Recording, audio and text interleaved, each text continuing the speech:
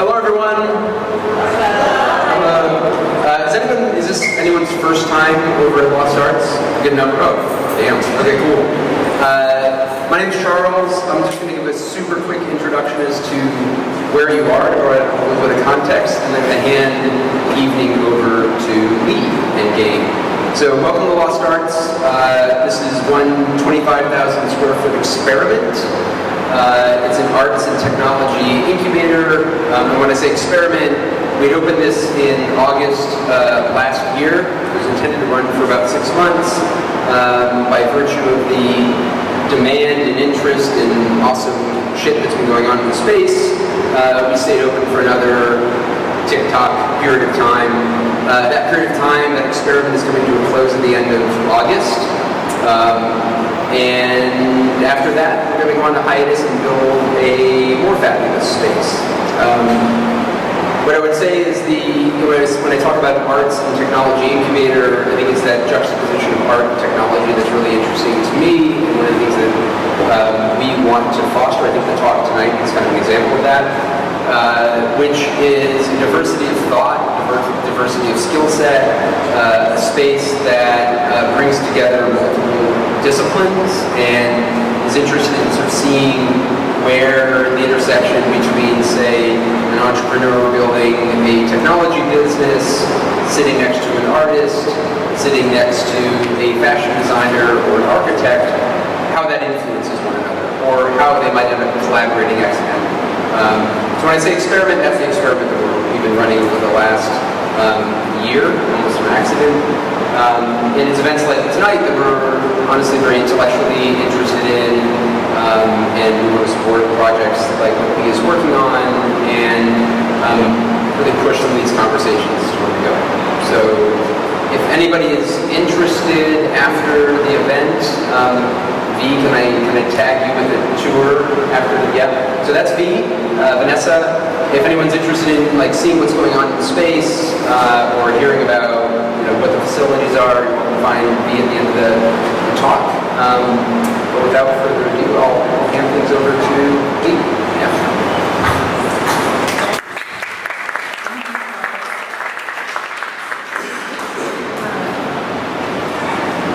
So big thank you to Lost Arts for hosting us tonight, and thank you all for being here also. I'm really excited about this first public event for FAR, and couldn't think of a better place to hold it actually. Quick introduction myself. My name is Lee Anderson. I am the founder of Starkweather, where we design outerwear, among other things. And while the focus of Starkweather has always been to design outerwear for urban environments, a long-term goal of mine has actually been to design for the most extreme outdoor situation in outer space. Once it becomes a more cosmopolitan destination like Paris or London or Chicago, this is how FAR came to be. And the purpose of this organization is to propose this conversation at a really critical moment in the development of the space industry. Why is that now? Well, for one, it's hard not to have this conversation, sort of like Charles just mentioned. There is, at this moment, a huge number of hybrid creatives, technologists, scientists that are at work today, and the number of organizations that are supporting those interactions is also really, really exciting. And in addition to that, similar to the cultural movements that we saw in the 60s when JFK announced we'd be on the moon by the end of the decade, we now have Elon Musk saying that we'll be colonizing Mars by the 2030s, and Virgin Galactic, Richard Branson saying we'll be launching a space tourist program next year in 2018. So with all of this regulation and policy, revisiting internationally, things happening in the private sector of the space industry and investment and private satellite companies and mining and in the creative sciences, it's clear now that we are entering into a new space age. So what does that have to do with fashion? The most important thing to remember about that is that this isn't new. Fashion and aerospace have been partners since the beginning of the space program. this picture is a seamstress at ILC Dover, which was a bra factory that was contracted for the Apollo mission spacesuits. And this is the result. This is Buzz Aldrin taken by Neil Armstrong on the moon. And that suit was made by a factory that made lingerie, which is a pretty incredible thing. And something else that's pretty cool to note about this suit is if you look at Peggy Whitson during a spacewalk earlier this year from the space station, it hasn't changed that much, right? So while science fiction has some pretty funky ideas about what we might look like as astronauts, and Hollywood likes to give us a really body-conscious version rather than thinking about the realistic safety needs, there are actually some companies, private companies, that are developing their own spacesuits. Boeing is a good example. They worked with David Clark, which has been a contractor for NASA since the 50s. So you can see that they kind of based this suit on the same blueprint as the NASA suits we looked at before, but there's a lot of the bulk that's gone.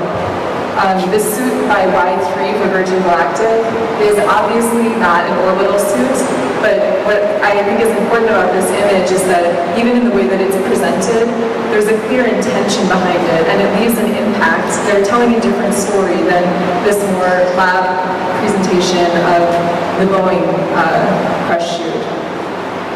So to be fair, there are a lot of reasons why spacesuits have not changed a lot over time. These are just some of the long list of safety regulations that are necessary to actually keep people alive, and they're non-negotiable. So what you end up with is these multi-layer, totally self-sufficient life support systems that allow man to walk outside of a spacecraft in outer space, which is a really remarkable thing that we shouldn't take for granted.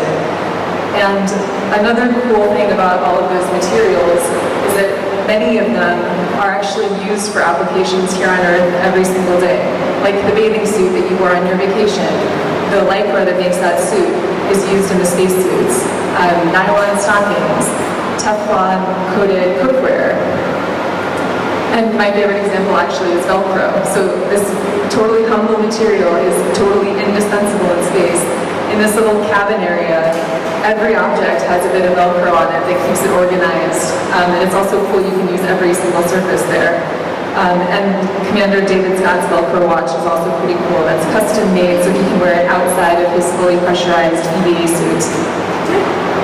So this mutual interest in the textile and manufacturing innovation continues today. And these are a couple of organizations that are helping to advance that.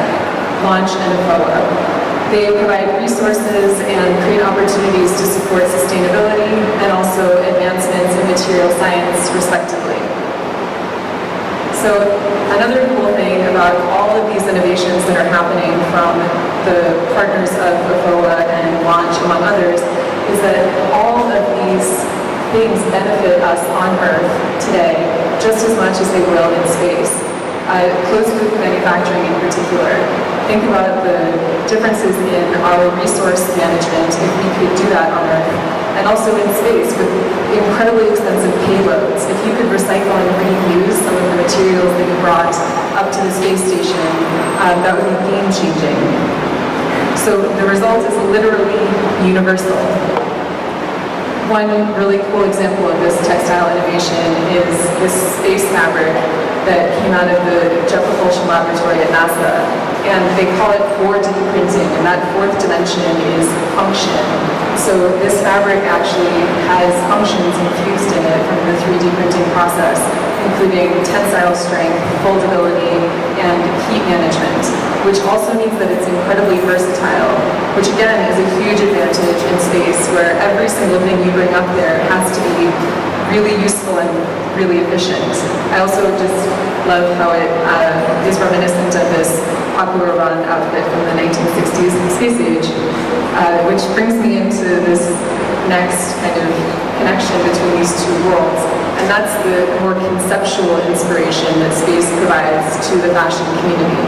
So in the 60s, this was taken to this very futuristic level, because they were dealing with new materials and new silhouettes that hadn't been seen before. And at the time, it was kind of a big deal to go from Dior's new look with the waist cinched in and present this kind of geometric metal jacket. It's kind of odd.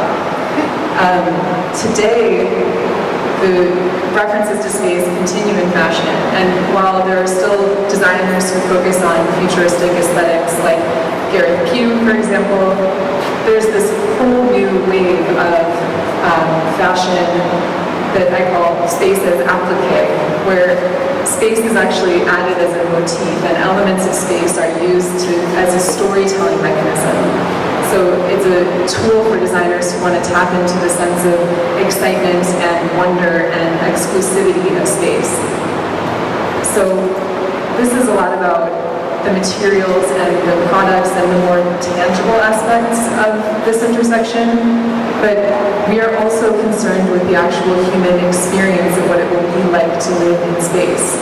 Right now we have astronauts who are scientists who are living there and performing these experiments. But what happens when we have business people and teachers and children living in space? What will that environment look like and feel like and smell like? And things get really interesting here. So what are the things that make us human and that connect with our creativity and that innate need to discover and explore and our curiosity? Just going for a hike, the feeling of walking up a hill and feeling the wind on your face. As cheesy as these images are, these are real experiences that happen on Earth that we might be forsaking in the space environment. So can the materials that we use in the future enhance this experience and make our quality of life even better? Why not design that future? And finally, space is non-sovereign territory. So while we have the United States and Russia and China and Europe as the leading space programs in the world, those cultures alone are so entirely different that we need to figure out a way to reconcile that and live together in this new future environment. Earlier I said that this connection between space and fashion is not new, but this territory that we're entering right now is entirely new, and these environments will be entirely new. And right now it's our opportunity that I'm very grateful for all of us to mold this new world and discover new ways to create these environments with all of these amazing possibilities in mind. So with this conversation and the conversations moving forward, it's the time to set these intentions and the priorities. And those priorities will likely be very different for different groups and different cultures around the world. But we can have this conversation now and make sure that everyone is included and that we're actually looking at this holistically. So how is this reality possible? Among these ways of working, it really is just about starting somewhere. And that is why we are here, having conversations like this, asking questions, and getting this group of interdisciplinary, wonderful people together who you're about to see on this panel is just one way to begin. So with that, I will introduce the panel. I will say our moderator was not able to make it, so I'll be stepping in tonight. So more of me, I'm sorry, but let me, if you guys want to come up and join me here. So Sean Lally is the author of the book, The Air from Other Planets, A Brief History of Architecture to Come. He is the host of the podcast Night White Skies and is currently associate professor in the School of Architecture at the University of Illinois at Chicago. Now you guys can see who they are. Amka Lowe is an associate professor and chair of the Department of Fashion at the School of the Art Institute of Chicago. She is an active collaborator with a range of interdisciplinary teams, including the Computer Science Department at Northwestern University, Philips Electronics, and Fraunhofer Institute in Berlin. Ovetta Sampson is a senior design research lead at IDEO. She got her MS in computer science from DePaul University after 20 years working as a journalist and teaching herself a collection of coding languages. She now focuses on usability testing, artificial intelligence, and methodologies around data and design. So with that, you can welcome the panel, please.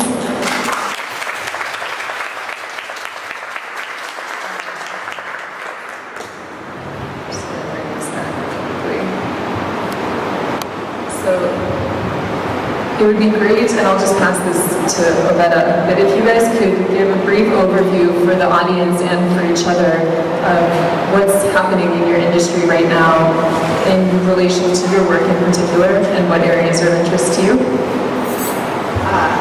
So like Lee said, thank you, Lee, for that great introduction. I am a senior design researcher at IDEO. I don't know how many of you know who IDEO or what we are, but we're an innovation and design firm. And we practice human-centered design. So a lot of the things that we're working on now are really surrounding kind of like looking at how we can practice human-centered design in the data and intelligence systems era. What does it look like when when the technology that we're interacting with is sentient, has its own mind, basically, that we get to craft and build, is smarter, faster, learns a lot. And so how do we as humans, with our culture, with our understanding, with our knowledge, interact with sentient kind of intelligence systems? So that's a lot of stuff that I work on today. And we at IDEO try to put people first and everything else afterwards. So we'll be talking a little bit about how we do that in our teams.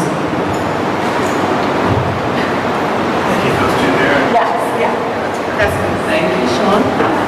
Does it work? Do you guys hear me? So, thank you, Lee, as well, for this very, very interesting introduction. So, I'm a fashion designer. I'm a trained seamstress, actually, in Germany for 3 years. I'm very proud of that. After that, I was trained as a fashion designer, really with a focus on connection making. And that's what I've done at least for 6-7 years in Paris and in Antwerp, where I was based before I came to Chicago in 2005. So, and when I came to Chicago and to SAIC, actually, I really embraced the interdisciplinary approach of art, technology, fashion design, I mean, you name it. It's just really often, I have to say, a hodgepodge of creative chaos, and there's a great energy there where somehow it always sparks something. And I think with this kind of motivation, I started to collaborate with really a variety of electronic companies, with light companies, with scientists from different areas here in Chicago and abroad. So it's something where I, in the beginning, felt, oh my God, what's going on? I'm the only one. But then by going to conferences and by really getting to know the smart textile scene better, you realize, my God, it's almost everybody is somehow involved in smart textile. And is it now the big companies? It's now Nike, Adidas, I mean the big players, and then suddenly you see all these startups. Now in Chicago, in New York, in Berlin, I mean in small towns, and it's amazing how really groups come together and then they have an idea, and sometimes it's a fashion designer who has an idea, who is suddenly collaborating with engineers and scientists, or there's a scientist who reaches out to our SAIC fashion department and is really in need of some designers who can do some specific lingeries or specific ties, or you name it. So it's really, I think, a very exciting moment right now to be in any of these areas. But for sure, for me as a fashion designer, to really participate and where it's really embraced to open up. So.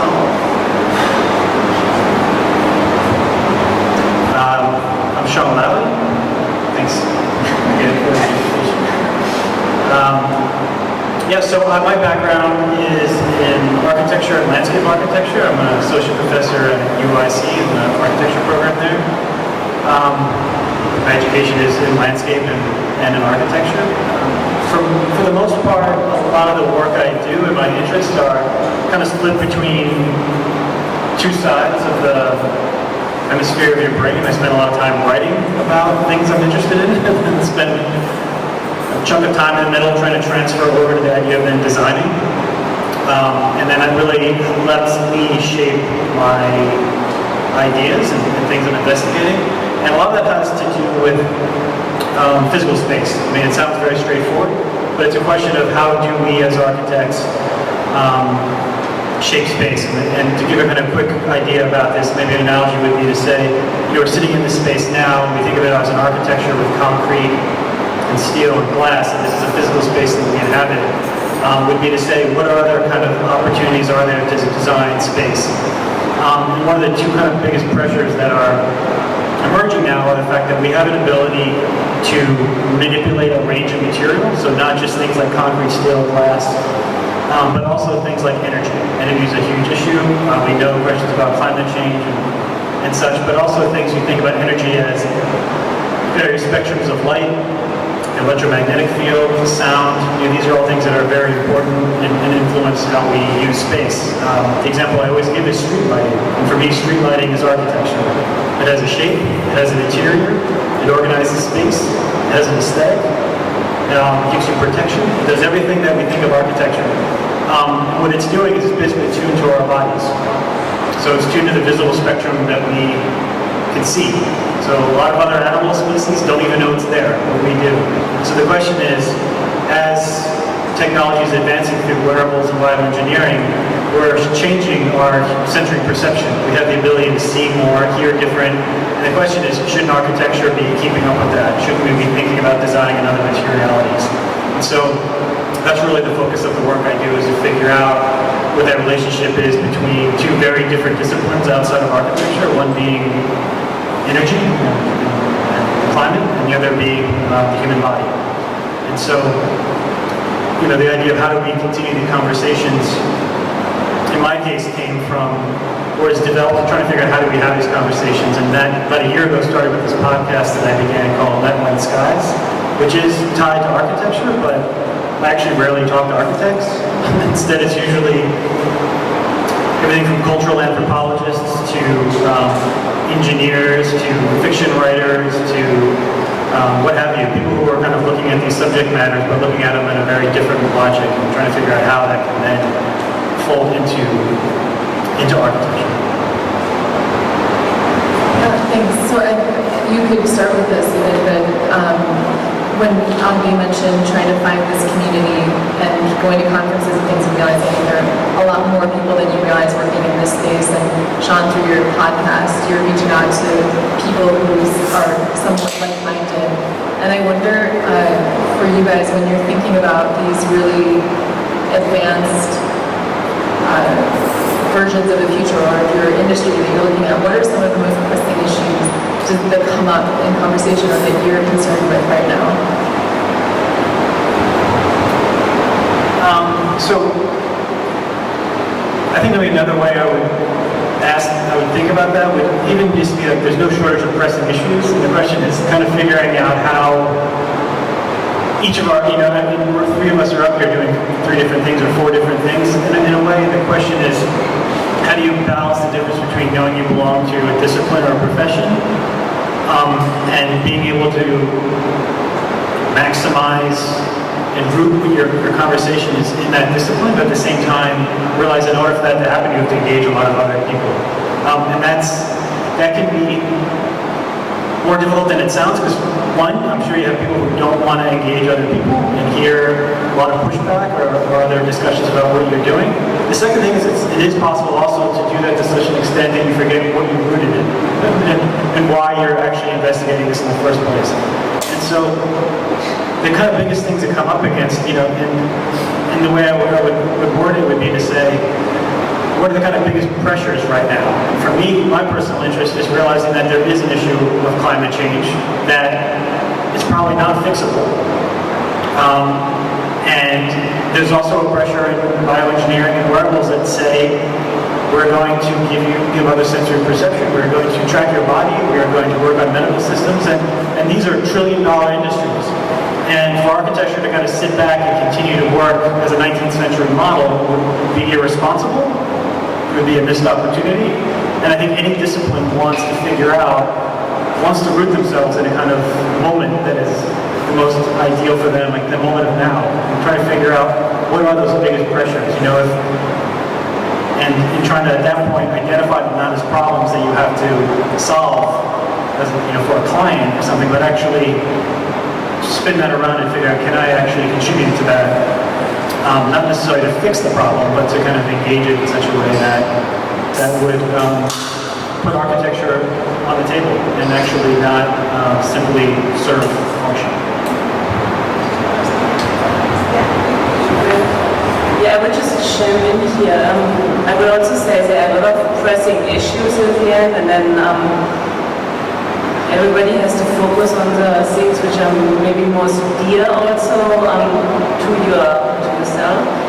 For me, I would say it's definitely the overproduction in fashion, and also the abusive behavior for the mass production. I mean, when you go to the countries where you see how the workers are paid or not paid and how they have to live. So I think that's it's just not to be ignored. I mean, it's just something which is shameful.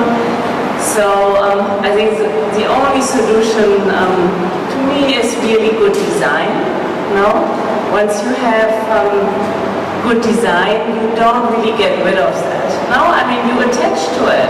It's like with art, it's like with a good book, it's like with something which is very dear to you, it's something which is for life. No? And I think this is where, in general, I think where the trend is also going. In general, people are getting cautious, they're getting conscious, they are careful, so there is a trend of slowing down and in a precision of the design. And then I think in collaboration with the different disciplines, just to find this connection. So when you think of this, I mean, it's not gadgets, but there are a lot of gadgets in the wearable tech environment, and there are these quite a few items which are amazing, where everybody is really attached, and then there is this kind of overproduction of these gadgets. And I think this is where the designer, or if it's for the body, then really the fashion designers come in, who really provide this deeper meaning and provide this connection, so that this cloth or this accessory, which has these millions of functions or 5 functions, but then suddenly is really desirable, where really the wearer feels, oh yeah, it's about me. I would really like to wear that. So I think it's not to be underestimated, actually, how this aesthetic choice can really make people connect to these objects, to this clothing. In 1979, a baby was born. Her last name is Brown. I can't think of her first name. It escapes me right now. I thought this was autobiographical. Yes, I was born a poor black child. No, in 1979, a baby was born to much hoopla and hurrah in the scientific bio community. It was the first baby that was born with in vitro fertilization. And after that happened, there was a lot of happy people who had had problems with fertility. But there was a small group of people in the biomedical industry who started thinking about this idea of ethically growing people. And then that grew to big, large councils and government kind of panels about the ethics of in vitro fertilization, because what happened, it took a lot of fertilized eggs to get that one baby. And so what they had left over were a lot of embryos. And so doctors and people in the biomedical industry at that time had been working on this for a long time, but didn't really think about what happened to those embryos. And that started this large debate and fight over the use of embryos for stem cells. I got that story and that kind of thinking from a book called Stem Cell Now. And I believe that we are where the in vitro fertilization and biomedical industry were in tech 40 years ago, where we are designing and creating life in different technological sense. And we have a choice to talk about what it means to ethically be good designers. So in the past, the entrepreneur, the guy who created the Keurig machine, the one-off coffee, goes to bed at night and regrets it all the time because it's not sustainable. He actually has said that. There are a lot of entrepreneurs in tech who are doing the mea culpa tour. They are regretting the designs and the products that they have spent a lot of time putting out into the marketplace that are now non-sustainable, too individualistic, not really human-centered. And we have a chance right now to do something different with artificial intelligence. If we do not take this chance to think about the ethical ramifications of these technologies, these designs we're doing, we're going to be just like people were in the 80s and 90s fighting over cloning, embryonic stem cells, all these things that we have fighting over even today in the biomedical industry. So right now, you have companies like Google and Facebook who are doing wonderful things in intelligent systems. And right now, they have all of those things as open source, which is great. You can go and pull off an algorithm that Google used to figure out, to teach its intelligent system to walk.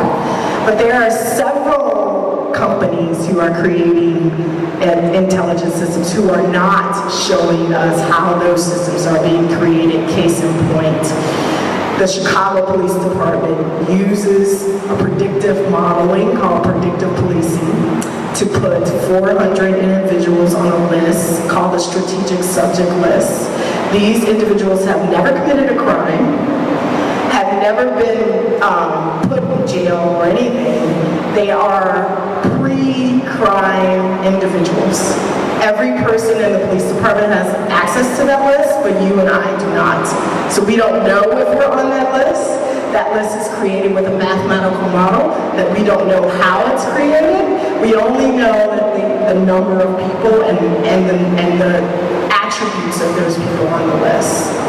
If we keep doing that, we're going to have a huge problem, and issues like climate change and other things are going to pale in comparison to our humanity being around, quite frankly. And so I believe that now is the time for us to have those conversations about how we ethically design things for our future, be it in biomedical, be it in tech, be it in intelligent systems. Because if we don't have those conversations, we're going to find ourselves in a very not so nice place with our technologies being used to harm people. So I'm wondering actually if for Sean and Anka, if you guys have, if there are ethical implications that you guys are considering in your work as well, like the data that's collected in architecture and coding or others that. Yeah, absolutely. And I mean, of course, even within the bioengineering today, it's like there's no consensus to anything 40 years later. But I don't remember if it was, maybe you know if it was Google or Apple. This week released that they had created a kind of early AI relationship that between two devices that were supposed to communicate with each other to make this. It was the Facebook chat box. Was it? Well, it was. Yeah, I see that. they were supposed to be talking to each other to make decisions. What they didn't write in the code was to say, keep it in English. And so instead they developed their own internal language that humans couldn't understand. And so they had to shut it down and actually go back in and reinstate that. Keep this within the English language so we can understand what the two of you are talking about, even though you're going to do it much faster than us. We will just be able to go back and look at it. That was the Facebook chat box Okay. exercise.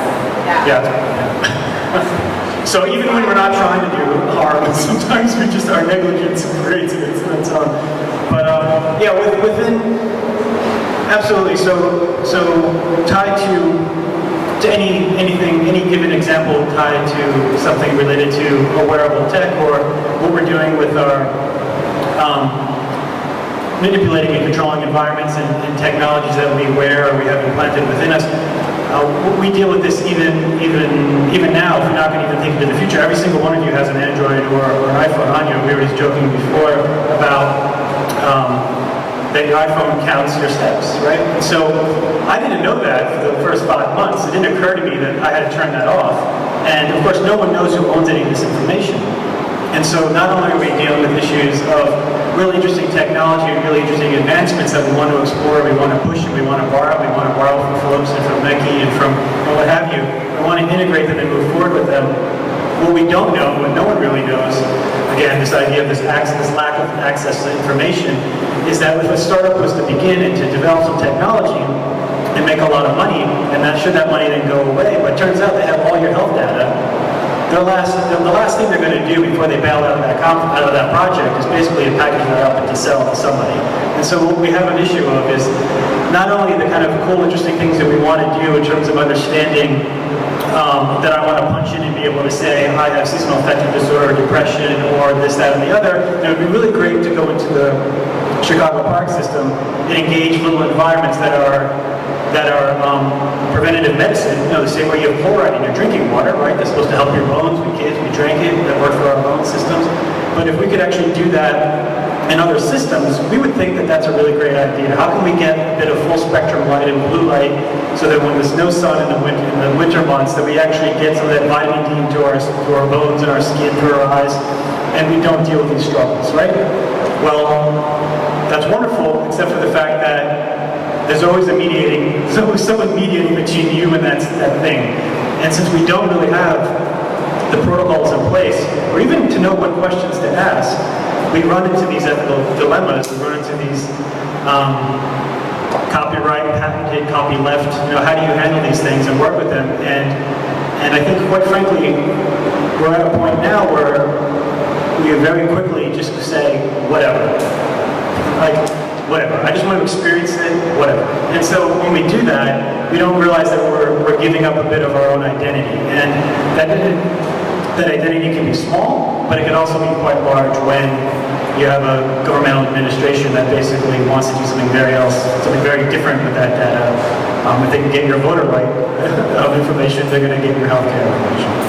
I'm not being paranoid, I'm just sort of outlining some basic core systems here.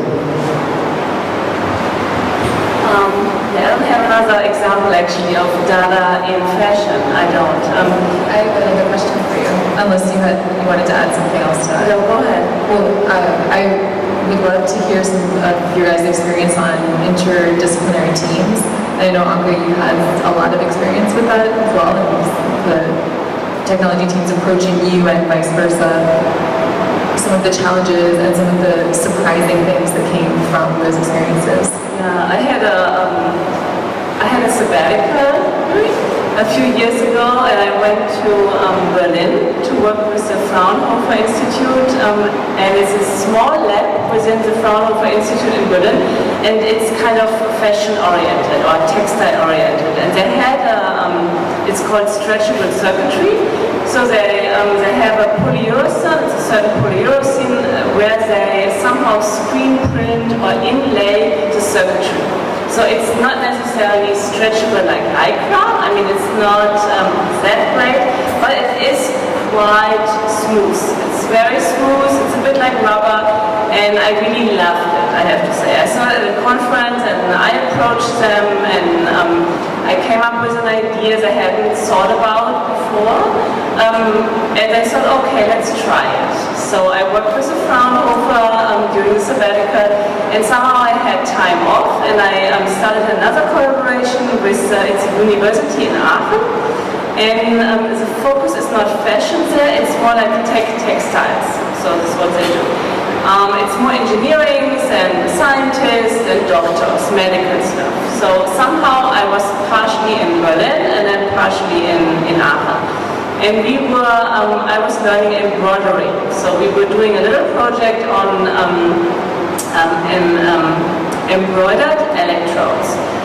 There was our very ambitious idea to do embroidered electrodes for a portable EEG cap. No clue. I had no clue, but I thought I love it, I want to try it. So I was learning how to embroider these electrodes on these machines.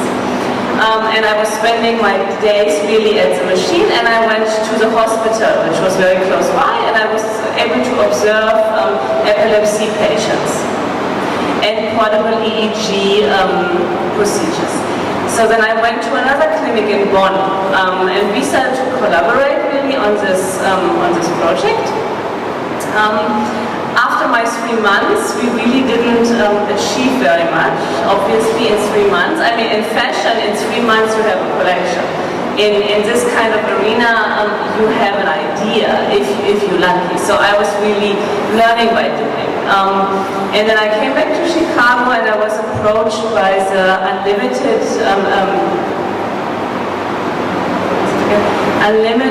Foundation. No, nothing is impossible. A foundation in LA, very ambitious, and they are helping people in need with open source technology. And they had a project, it was for an ALS patient. I hadn't heard about ALS, and somebody from a different university approached me and asked me if I could help with the design of a brain rider. And it was really with this physician and a bunch of scientists and a bunch of hackers, really, where we started to develop this brain rider. And me just coming back from Aachen with my epilepsy, EEG portable embroidered electrodes knowledge, I could at least understand a little bit. So I was able to help them with the design of this brain rider. So it was, it was just an amazing experience, I have to say. Sounds great. Wow. I did want to say that we at IDEO, we have 7 cultural values, and one of them are be optimistic. So now that I gave you the doom and gloom, I'm going to give you the real cool stuff about intelligent systems and AI and what we're doing there. One of the first ways that you can make sure that when you're designing for intelligent systems, one of the things that we've been thinking about is like, how do we make sure that we're not going into the dark and gloomy pathway? And one of those things is like to ask whatever system that you want to design before you even get there is to ask the intent and purpose. What is the intent of this model that you want to build? Why do you want to build it? What do you want to do with it? Who is involved? Whose data is involved? How is that data collected? Those kinds of things. And when you start there with those kinds of questions, it's really good to get at the root understanding for the team, whether they understand how these systems work, but also kind of like the scalability. How fast is this going to affect how many people around? Another way that we try to kind of get at an ethic, like look through intelligent systems design through a human lens, is try to figure out where the people are at, right? Like, are the people on the input, right, of the system? Are you collecting data from them and then outputting them in some way? Are the people on the output of the system, maybe designing a chat box and the person's going to be interacting with it? And once you figure out where the people are, maybe they're on both sides, try to figure out how that scenario or context for that person is today. What are things that they are concerned about, their behaviors, their motivations, what motivates them to interact before you even design a system. And that's kind of like our process process through human-centered design and IDEO, but we always figure out where the people are at, right? And then we figure out where the technology should meet them. Another way is kind of like once you've kind of, that's already been done and the model or the intelligence system is designed, then you want to figure out is like, can somebody off the shelf come look at what you designed and figured out how you did it? Transparency. So one of the things that makes my red flag go up is when I can't go look at how a model is designed. That doesn't necessarily mean that we're talking about proprietary things. You don't have to tell me every detail, but can I audit your data trail? Can I go back to your initial inputs and figure out who you used to, where you scrape that data from? And then I maybe can ask you some questions about it. But these are general things, right? Like, how transparent is your design? Can I go back and figure out, re-engineer it in a way that maybe doesn't have your special sauce, but I can get a sense of who you use and what you use, what inputs you put into the model along the way. And then I think those are like some big buckets to start with, because what's been great about Google and Facebook and some of these really, and not so much Amazon, what's been great about some of these organizations is that they are offering all of their stuff on open source, TensorFlow. We all can go download it and do our own AI right today because of the research that they've been doing. The reason why we know about the chat box incident is because Facebook published it in an academic paper. They didn't have to, but they did. And so we are depending on some good actors here, right? So we have to have some responsibilities to make sure the bad actors don't start ruling the world. And one of those things is just be curious. You don't have to be a data scientist to ask where you get your data from, right? You don't have to be a data scientist to ask, what are you going to do with my data? You certainly don't have to be a data scientist to ask, how am I going to be affected by what you create, right? So maybe we have like a data activist group, right? I don't know what that means, but be more curious about the devices and the technology you use. Because I guarantee you, if you walked up to Apple and said, don't be sharing my data with whoever, and we stop buying 7 million phones a year, they'll start listening, for sure. Yeah, when you said that, I just remembered that that's right. It's like the Facebook, I was completely blown away that Facebook was publishing these white papers about the work that they were doing. And can I just make one thing that kind of popped up, well, that kind of ties the two things together that I thought was really interesting. I'm going to make the cardinal sin of saying I don't remember this guy's name. But I already did that. But I think his name was David Eagleman, and he's a professor at Stanford. I think you can easily find this just even with some key phrases that I'll mention. But he, a lot of the work and a lot of the kind of instigations, if you're not a large corporation or a startup, actually comes from federal funding. And a lot of that federal funding, or any grants you get, come from usually solving a problem, like being able to identify a clear problem. Money is given to you, and then after that thing is developed, people often find other ways to misuse or reuse that idea.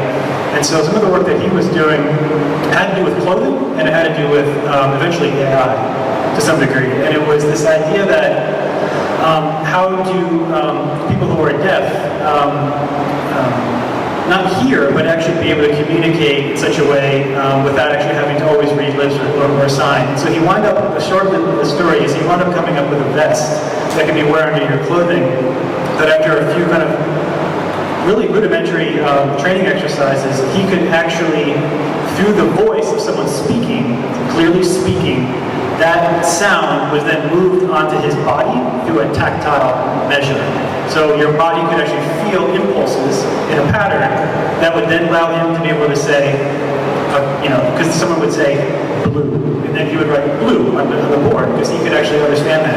And it was really not about anything more than just how plastic our central nervous system is. We don't have to think of it as being a kind of static thing, but it's actually very, very plastic, and there are a lot of people looking at this, but he really kind of drove it home.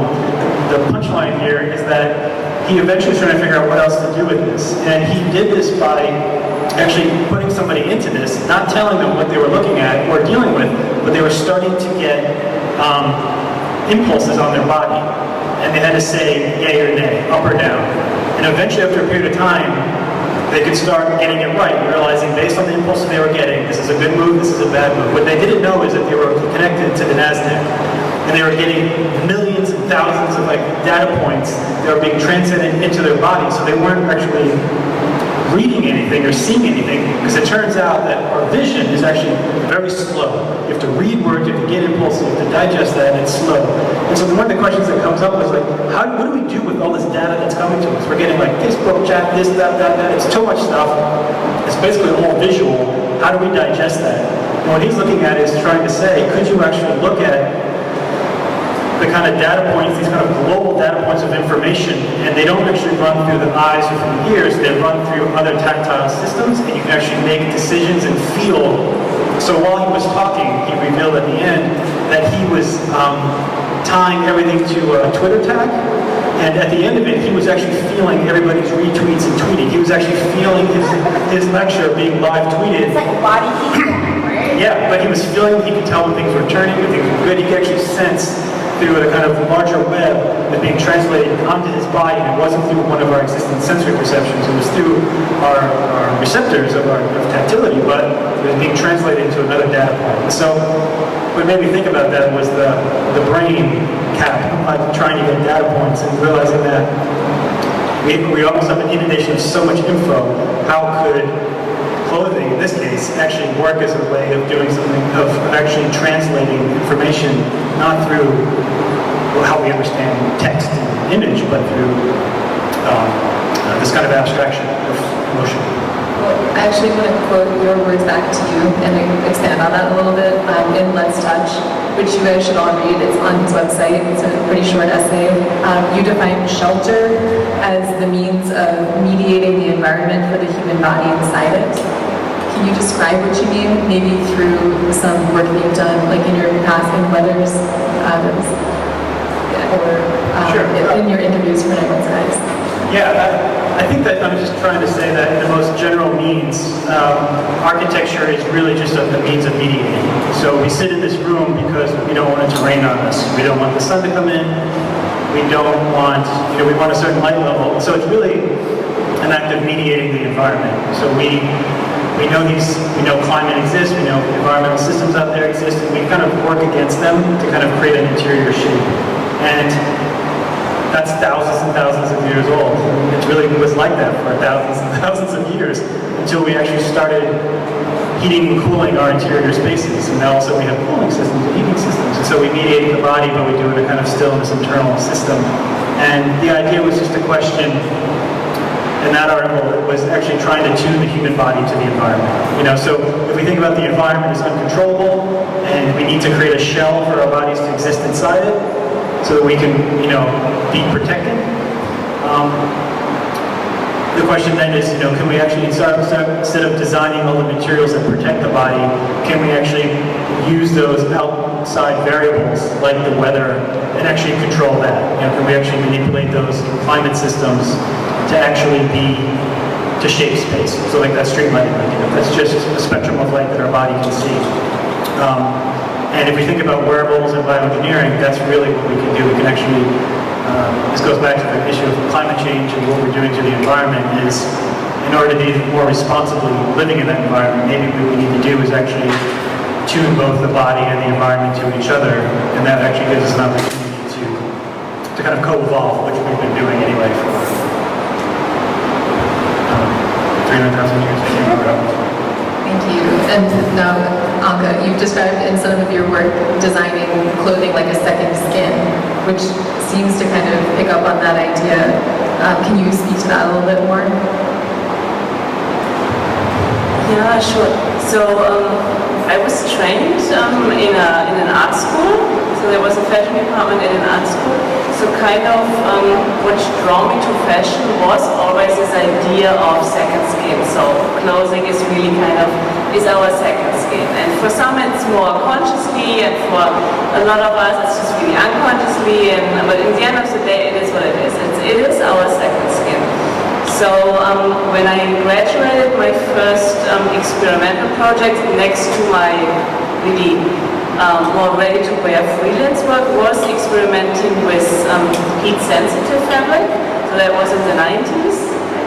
So heat-sensitive fabric and light-sensitive fabric and really, really basic screen printing. So that was kind of an early approach of how can we somehow translate the heat into the changing color of the fabric. That was an early experiment, and then I think it was in 2005, I saw what Philips was doing. So they had these really early video screens which they were putting underneath your clothing, and then you could play a video. I mean, really like these early video games. I mean, really, really fundamental and simple. But anyway, it was there and it was working, and I was living in Antwerp, they were in Eindhoven, and I approached them. And I guess I had a good timing because it wasn't yet out on the market and they wanted to experiment. So I collaborated with some video artists in Chicago and in Antwerp, and then we came up with some interesting footage. I think it was a 16 pixel screen, so it's not much, so you couldn't really play much, but you could play simple things. So when I moved to Chicago, I was living a little bit downtown, very close to the Red Line. So when I was taking the Red Line all the way often from the north to the south. And I noticed that the population when we went into the Red Line was really from kind of, the demographics were changing now from the north to the south, and it was very surprising to me. So we made our very first video for the Philips Luma Life was the Red Line, actually. So if you go to YouTube, you can see it. And then, so it was very basic, and then we shot faces of friends and colleagues, and we pixelated these faces, because in the end of the day, it's really this, the face, which you recognize even with just a few pixels. You always recognize this idea of the face. So we did that, and then various collaborations with different video artists going into the Luma Life of Philips. So it was one of these early approaches. How can you animate fabric that somehow it shows the internal sometimes struggle, sometimes happiness. I mean, it's really this idea, and I think this really continues, and then also continued into the Fraunhofer project, into the necklaces, into bringing lace making into the stretchable circuitry. I'm actually getting really curious from the audience. What brought you guys here? What about this topic excited you that you can either just share that, or if you have any questions for the panel. We don't have any more microphones, but if you speak up, I can probably hear you. So, yeah, please. So I was excited about this for the total same juxtaposition of aerospace and fashion. I'm not involved in either, but I just wanted to see what went on and it's been great. That is awesome. So the juxtaposition of aerospace and fashion,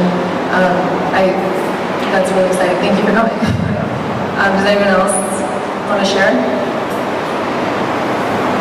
Sure. Yeah. It's really exciting that you're thinking about something that a lot of people aren't thinking about, and that alone is probably the biggest reason that I was drawn to this event, because we're living on a planet that's getting more and more destroyed environmentally, and sooner or later we're going to be pushed outside of this planet. So the fact that somebody like you is thinking about what we're going to do about it, how we're going to live in these conditions, is super interesting to me. I'm glad to be a part of learning about what it's going to take to happen. Can I ask you a question? Yeah, I was going to ask. No, you go first. Actually, well, yeah, I was going to ask, how many of you are designers? What kind of designers? Yeah. Any- Shout some, yeah. What type of design? I'm graphic designer. Graphic design, fashion designers? How many fashion designers? design, what other design? Illustration? Texture? Industrial? Texture? How many of you work with other designers on a daily basis? All right? How many of you work with psychologists? How many of you work with data scientists? Good. How many of you work with doctors? All right? How many of you work with stay-at-home moms? Oh, look at you! I'm only saying that because as designers, like the vertical, like straight solo kind of like job, field, industry work that's gone, right? Because we're dealing with so many multiple industries in producing one product, right? 30 years ago, it used to be, we had people who were retailers, and people who were in the car business, and people who were in all these different verticals and industries. And then all of a sudden, everybody became a tech company, right? If you weren't using e-commerce or selling online or whatever, you were out of business. I believe we're at this turning point where that's going to happen with AI as well. If you're not using data or doing intelligent systems with data, because of the amount of data points that are taken into design, you're going to have a problem doing your job. You're just going to get, kind of like bumped off the road. Not that everybody has to be a data company, but so I guess I'm encouraging, one of the things that all three of us have done is work on these collaborative teams. And how do you work on something that I'm not a data scientist or engineer? Like, how do you bring your authentic self in your industry, in your field to the team and produce something great without being like intimidated or thinking that you have nothing to offer? Because we're going to need those kinds of diverse collaborative teams to deal with some of the big challenges that we have going forth, for sure.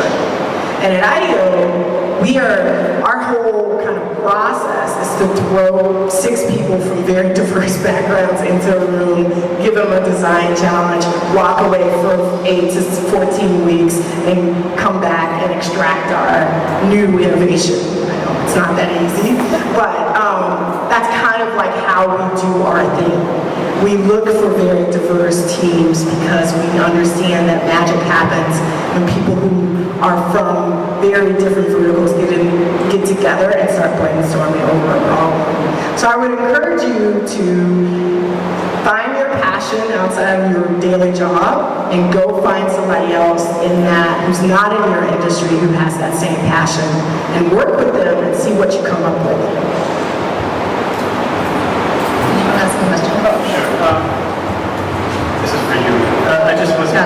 I was thinking back, just, what you were asking in regards to, as the title says, fashion and aerospace.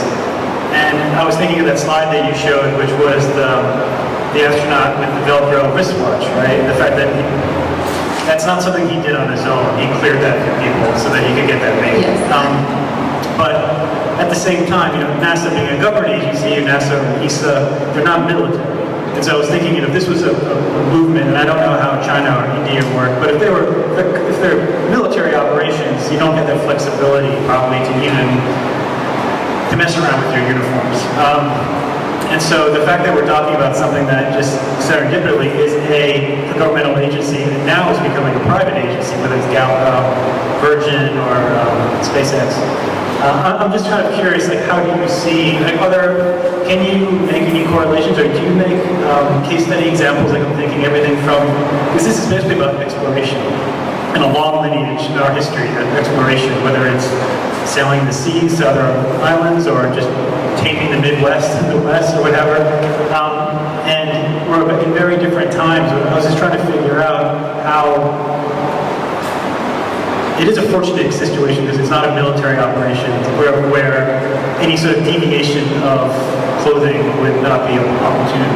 But at the same time, like, can you point to examples, or do you think of examples when you're looking at this as to how this has been tackled in the past, or how it could be to kind of guide us forward, you know, like how does fashion, because just off the bat, knowing that you have SpaceX, NASA, ESA, and Virgin, they can all get their own outfits. So right off the bat, you have diversity in a way. You're not talking about one thing, you're talking about this minimum of 4. Like how does that? Well, yeah, a couple of examples. One is you saw the Boeing suit that is, they call that Boeing blue. NASA would never do that because they have safety reasons for the white and the orange. So when you're launching and re-entering, you're wearing an orange suit because if you need to have a water rescue, you're easier to spot. And then in the white, there are temperature regulation reasons for the suit to be that color. Boeing had to get, there's the safety regulations are the only limitations, but beyond that, the design could be anything. In particular, Elon Musk, like secondhand sources that say he literally thinks that he's Iron Man or wants to be Iron Man. So he's hired the costume designer from Iron Man to make the SpaceX spacesuits. That's real. When I hear that, I think personally, I don't want to look like a superhero necessarily out there. But the other aspect of it is all of those suits and the examples that I used and where those restrictions really apply are outside of the space station. So inside the space station, they're actually wearing pretty normal like polo shirt and cotton pants. But those are all regulation. Part of it is because the payloads are so expensive. A friend in the aerospace industry was telling me, which is a really hard number to believe, but to send a pack of 10 t-shirts up to the space station costs about $40,000. That has to change if we're going to be able to scale this, which is part of what makes the closed-loop production cycles really, really interesting in that environment. So 3D printing is now possible in space. If we could recycle those materials and make new things over again, think about the implications. And if you have eventually thousands of people living in a space station, those things are going to be necessary. But it would be really nice if those people lived up there that they could wear like a Beatles t-shirt if they wanted to, rather than the regulation outfits that I think they have like a catalog they can choose from, like the pink or the like let's say red or blue shirts instead of everyone looking exactly the same. Right? Does that sort of answer? Yeah, absolutely. I was just thinking of like the implications of new fashion that could only exist in space that can't exist terrestrially. Yeah, okay. Cool. Yeah, well, that's what I think was, so the blue suit Lee was showing earlier, this is actually the new suit, no? And then Reebok did the shoes for this new outfit. And I just read this today, and then so somehow these shoes for the astronauts, they haven't changed for the last 50, 60 years, so that just came up with these new boots. So it's from Reebok, and they have a very specific sole on these boots, and they're developing now from all this research which went into these boots. They're taking the sole and they're developing sneakers for the ready-wear market, and they're expecting the weight of the sneakers is less than 100 grams. It's nothing. Yeah. I was thinking that's my muesli. Right. In the morning, I mean, it's nothing. It's really amazing how we actually benefit from this kind of research. Yeah. I was just thinking about like what you were talking about. One of the things that there was one slide you had up there of all the safety rules, and a long time ago I wrote this user manual for engineers at Schlaglock, and they needed to figure out how to teach their new engineers protocols. And I came upon this story about John Lynn and he and other guys, they were going up and they were doing the new suits. They were trying on their new suits in the simulation to go up there. And what happened was there was a kind of like a lever or something by it. I don't know, I've never been in a spaceship, but anyway. And the pocket on his suit was too big. It was like 1 millimeter off or something like that. And so he couldn't pull the lever. And so they had to redo his suit. And so it was about kind of like in engineering, making sure that you adhere to constraints. But constraints can be really good with innovation as well. So if you have to adhere to a weight or a size material or something like that. We actually like constraints because it allows us to give a framework around to be very innovative in what we want to put in those constraints. So I'm thinking about kind of like how could you design suits from space, like maybe it's not a Beatles t-shirt, but like how can you design the material from space that's lightweight, that people want to wear and all that good stuff, but with certain constraints so that you could just innovate on certain ideas, so like weight, color, transferability, and sustainability. And so it just kind of made me think about like why constraints are important, because it allows you to innovate within those constraints. Yeah, I'm trying, I don't want to keep pounding this point, but I was thinking again about the explorers. Like, if you weren't trying to find a trail to the West Coast, you wouldn't come across beavers, and you wouldn't have beaver pelts, and you wouldn't have Daniel Boone's hat. Like, at some point, it's the context that gives you new opportunities. Right. And I was thinking about gravity. You know, it's the problem of actually atrophying of the body because you don't have gravity in space, and so much time is spent actually strapped down on devices that you exercise to kind of protect your muscles and such so they don't atrophy. And the idea of what fashion would be like if you didn't have 1G, but you had half a G or whatever that is, that actually allows things to do things altogether differently that wouldn't in any way be a replication of our terrestrial life, but it could only exist up there. So things that basically, you can almost imagine things that are unbelievably delicate and voluptuous in size that actually, as soon as they came down here, would actually almost disintegrate. Like, you couldn't even have a museum of fashion on Earth without actually duplicating the artificial environment in space, because they would just disintegrate or collapse from the power of 1G. No, I don't know. I'm trying to think like what those opportunities are, so we don't get trapped, like you said, as superheroes for Elon Musk. I love where you're taking that, because I'm still, I feel far behind that already, where there are certain tools of like compression suits that have been developed for astronauts for exactly those reasons that then have applications mostly for the healthcare industry here on Earth, and that is super exciting. But we're still talking about things that are applicable in both places. But I love the idea of something that can't exist there in the same way that right now, or being able to have a laboratory of their designers and creatives who could get to that work. Like those sea creatures that you can't even bring them up from the depths because they would just, they can't function with the kind of gravity of upper levels. Like that, yeah. I want to get to some more audience questions if you guys have any, because we're then have a little time to talk afterwards, if anyone has any questions. Sure. You mentioned earlier that certain suits have been white for temperature reasons. Could you elaborate on that? Right, so it reflects the light actually, so any heat that would come into the suit, it allows them to manage it better, because there are temperature control systems in the suit, but that would kind of whack them out of system. So it's reflective. It's very simple actually. Yeah. Anyone? Yeah. In the beginning, when I was showing your slides, you did talk about what about different cultures, because all different countries sending their representatives out there in space, and they have specific cultures. And this is about envisioning new culture, like building a new culture together.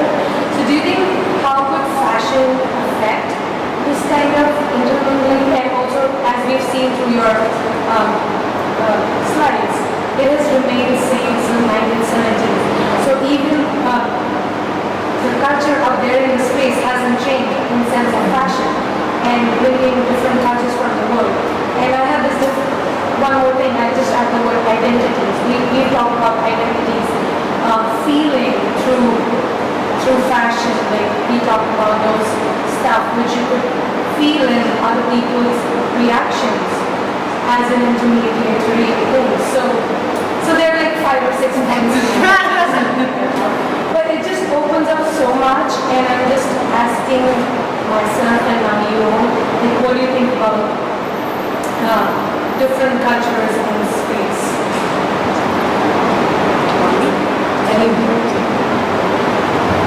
Good.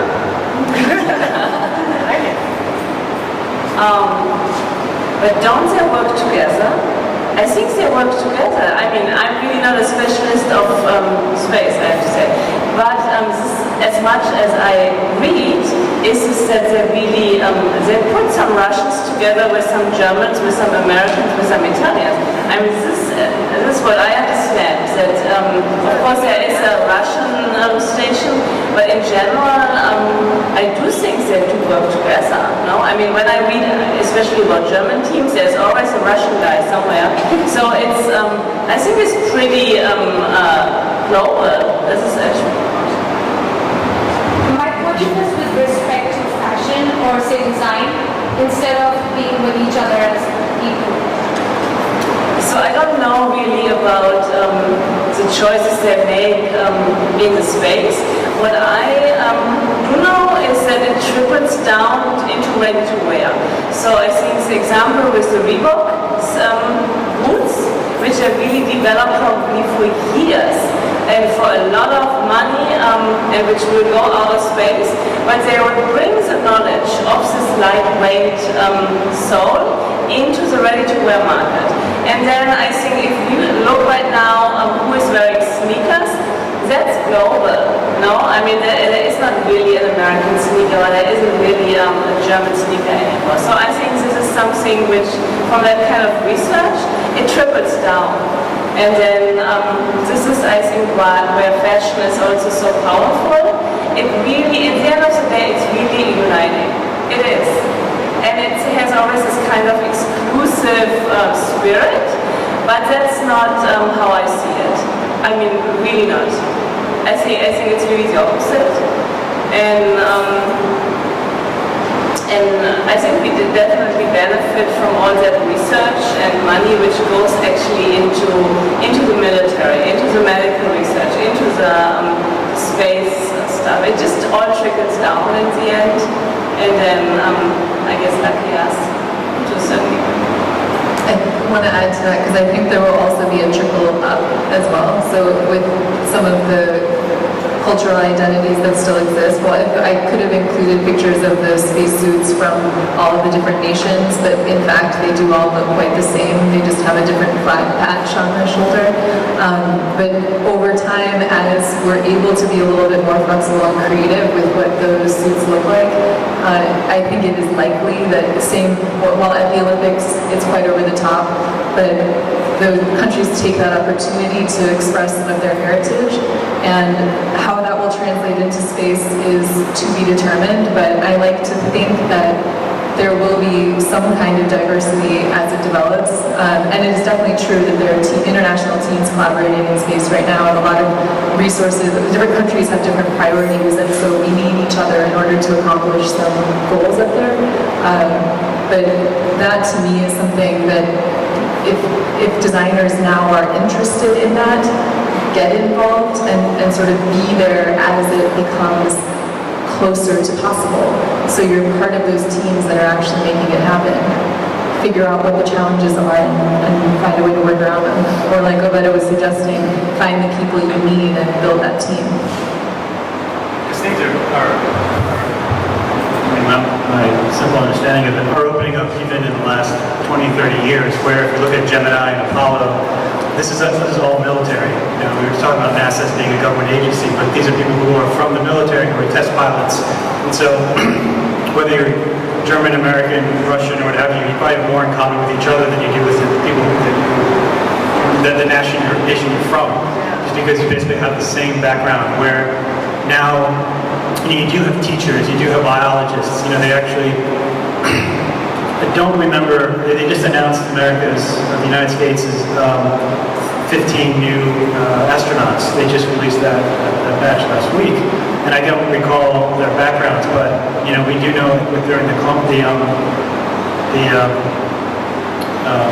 was it Columbus, but anyway, the point being that, you know, you have teachers, you have a much wider range of backgrounds of people who are going into space, because now it's, you know, the list of people who've been in space now is hundreds, you know, where even just a couple, 2 decades ago it was tens of people. So I would imagine that opening in terms of the automation and the kind of ease in which people move into space you're actually opening up the possibility of not just nationality, but background, expertise, knowledge, discipline, socioeconomic, all that kind of opens up into who people are and where they're coming from, and they enter into, of course now it's going to be very rich people who can afford to get into space. Although they have like people that apply to those work, right? Like you can apply to, as an everyman. The way they They have a wild card. Yeah, so, I mean, I'm banking on being the Mars wild card, but Yes. I just wanted to I have a question about designers as members of collaborative teams and expertise. And something about what you said about it, about like putting people from different disciplines into a room and coming back and seeing what they made later, I think is super productive in the way that we're all going to need to work as professionals, like not in the distant future, but probably like within 5 years, because I also agree that there's going to be like a bumping off the road in many disciplines. But design is like design big. Like I'm from the land of architecture, you're from the land of fashion design. Design big, with very few exceptions, is not a language of expertise that's often acknowledged by the critical professionals that you need to create, like a spacesuit, or like put a rocket into space, or cure cancer. So I'm curious from you, and like even like I think of your explanation of why you came here, like what? Fashion and space together? It seems natural to me, but oftentimes you have to really make space for yourself in a collaborative team that doesn't necessarily acknowledge that design's anything but like maybe slightly more serious art. So how do you make space for yourself as designers in collaborations with scientists and physicians and other people from disciplines that have languages that announce themselves as languages of expertise? Yeah, for me, it's so funny because I have always just been a writer, right? I was not in tech, I was not in design, I was definitely your everyman chick, right? And the two things that worked well for me to navigate spaces where I wasn't sure, what was going on, were curiosity and confidence. So I had confidence in my ability to organize and to arrange and to write and to do certain things, my skill set. But I had a rabid curiosity about like, how do intelligent systems work? How does VR work? How does AR work? And so I started doing what Anka talked about before, going to, I went to the first VR AR hackathon at MIT last year. It was the first they had it. We had a team of people I've never met before. One guy was a huge, like literally 21 years old and had been developing in VR since he was like 10, right? So he was the expert. And then another guy was a Harvard-trained education guy, and there was me, and then another guy was a software engineer. We were not in the same type of industry at all. And we produced a VR language app for kids to help them to learn. So we were doing all kinds of stuff like speech to text and IBM Watson and stuff I didn't really understand. But I had this rabid curiosity about their like how they got to who they were. So Google did a large study on collaborative teams, and they tried to figure out, it was like a 3-year study, about what made a team work. They had teams that really did well together, and they had teams that really failed, and they were trying to figure out like what made a team work. And there were a couple of things, but the number one thing that they figured out, which is where we at IDEO figured out, is that all the teams had a certain psychological safety, which meant that there was a trust among the team members that was nurtured through curiosity of personal stuff. Not talking about work, but talking about what you did over the weekend, when your baby girl was going to graduate, like getting to know somebody on a personal level created a sort of psychological safety that when you got down to the work, you could throw out ideas without fear of being rejected. You could have strong opinions but loosely held. You could stand your ground but not feel like you're being threatened when somebody maybe disagreed with you. So it was this idea that if you create this network nurtured by communication, curiosity, confidence in yourself as a person, but curious about other people, that you would create an atmosphere that innovation can occur, because innovation does not occur without risk. And so people have to be free to fail. And if they're not free to fail in a team, which means they don't trust the team members, or they don't know enough about them to understand how they're going to react to certain ideas or whatever, then teams stalled. Now this is Google's research, but this is what happens at IDEO every day. People come to our offices and they can't believe how we work together. Because we're very, you're in a room with some really smart people who have very strong expertise. But this idea that we all know each other personally and feel safe, that I can throw out a wacky idea and I know that I'm not going to get punished for it. And that may seem very simple. That's really kindergarten, right? Like when you're 5 years old, you throw out all kinds of ideas and people don't make you feel weird about it. They just throw out their weird ideas. This is the same way with collaborative teams.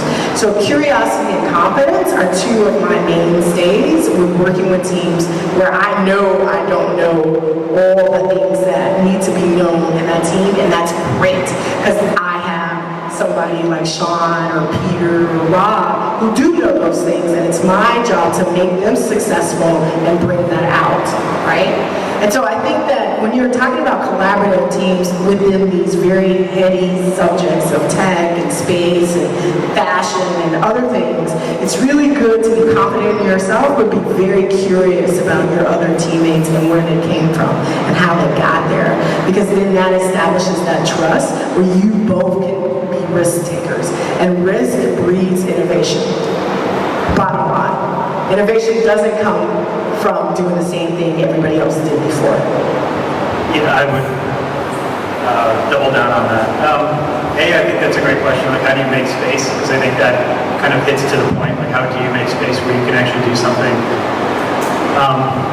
But the idea of actually having curiosity and what was the second one? Sorry. Confidence. See, I had confidence. I have no idea. I forgot. I think are unbelievably important, and I think that is the kind of underpinning of a lot of it. I'll just give two quick examples. Autobiographical. One of the reasons what I really do love about doing the podcast is that I do it every 2 weeks. I talk to people who know things a lot better than I do. I hit record. I only edit out coughs and sirens.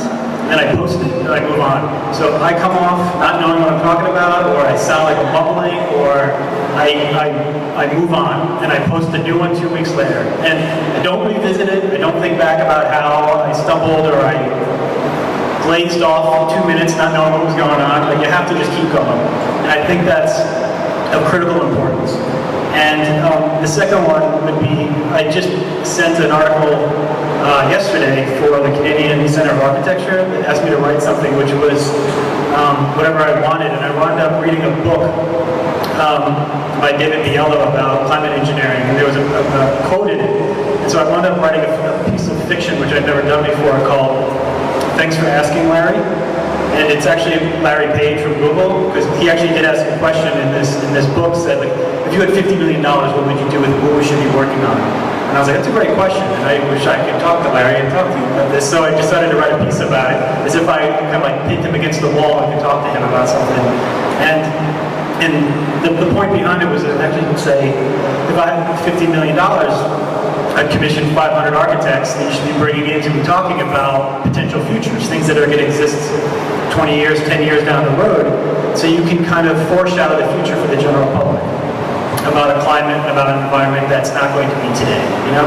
And so this idea of how do you make space really comes back to never a clear answer, but somehow just reminding yourself that those two traits that hopefully you just don't retire too soon.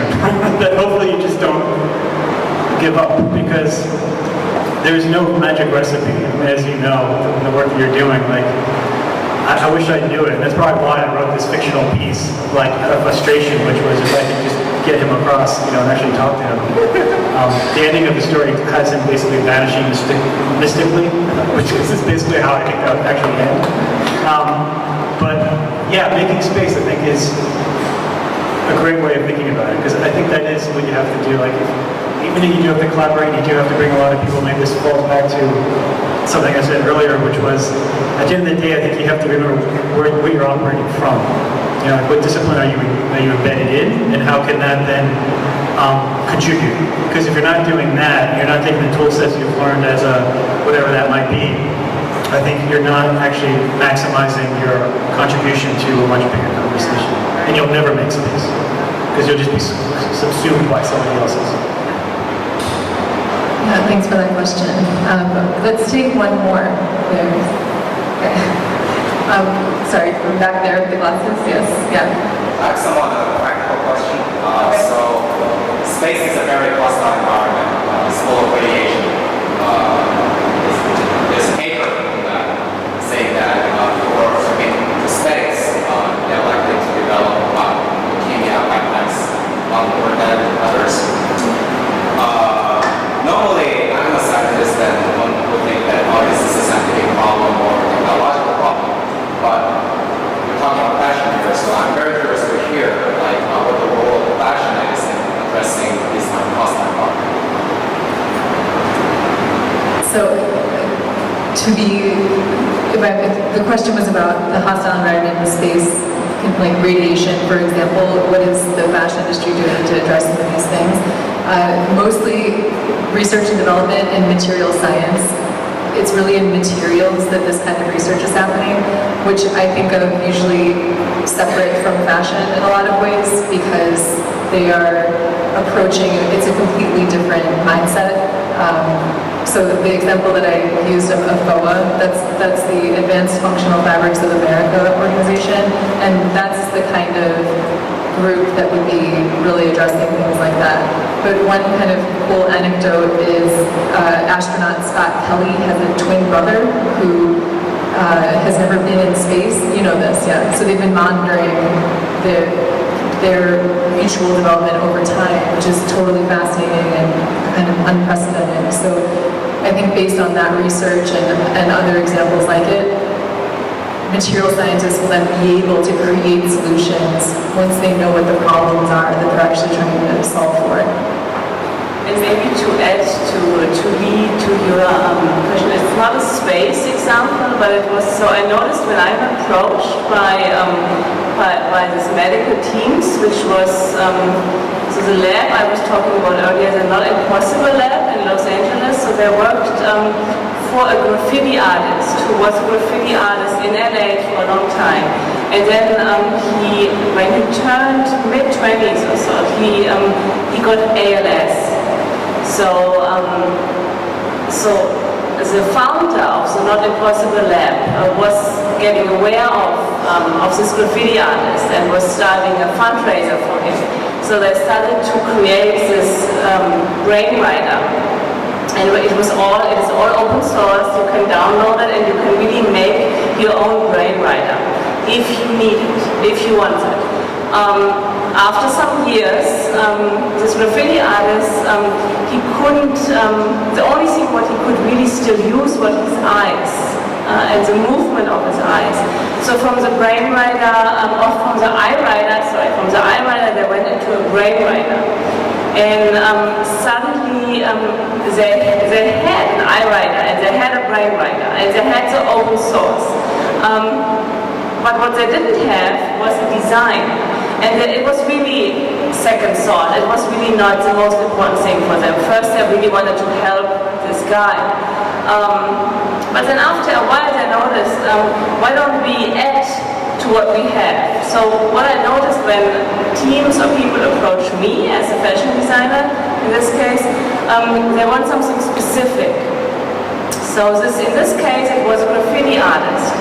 So they wanted a design for a specific, this kind of culture, this kind of subculture. And that's different from somebody who is a real estate guy, or for somebody who is a lawyer, or somebody who is maybe a doctor in I don't know what. It's different, we are all different, no? And so I collaborated with a graffiti artist from Pilsen here in Chicago, and we came up with this design for the eye writer and the brain writer. And in the beginning, we had all great ideas, but that it was all much too expensive, because at the end of the day, it all had to be open source. So we came up in the end with an open source design, which was still cool and still authentic for this kind of subculture, and it was exciting. So I think this is what I experienced. So when somehow the groundwork is set, and then somehow they see, oh, yeah, but now we do need to connect actually to the people who would wear it, or who should, I don't know what they have to do with it.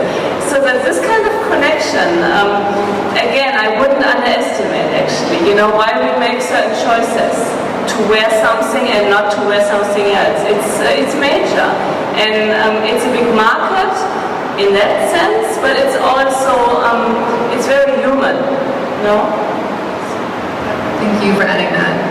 And I'm sorry to have to wrap it up, you guys, but we'll have a few minutes left if you want to come and talk to some of the panelists. I know that there was a tour of the space offered. We can get Vanessa to take you guys around. But thank you guys so much again for being here. Thank you to the panel, you guys, for fantastic.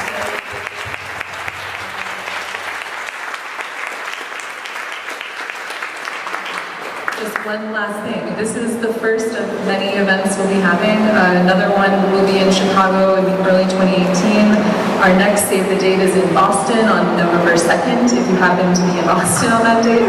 But just keep in touch, and if you have any questions, please feel free to reach out. I realize I don't have my contact information there, but come find me after, or any of us. Thank you so much.